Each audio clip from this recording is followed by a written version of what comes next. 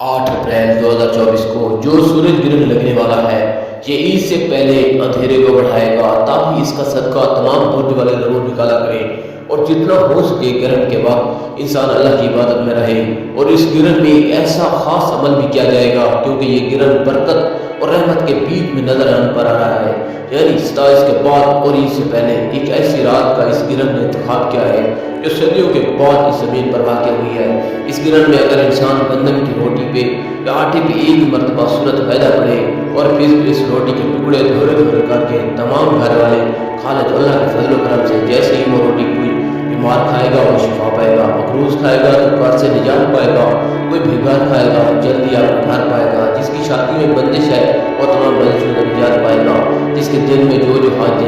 मौजूद है वो अपनी हाजियों को कबूल पाएगा। इस ग्रहण का खास सबका तमाम परिवारों के लिए हस्ब तौफीक पोस्ट का और हस्ब तौफीक गंदा का है। इस ग्रहण का वक्त पाकिस्तानी वक्त के हिसाब से 8 अप्रैल 2024 पीर के दिन रात 8:40 से शुरू होगा, जिसका रोज 11:25 पर कायम होगा और जिसका इख्तिताम 8 अप्रैल से 9 अप्रैल तक चला जाएगा। यानी 9 अप्रैल रात 2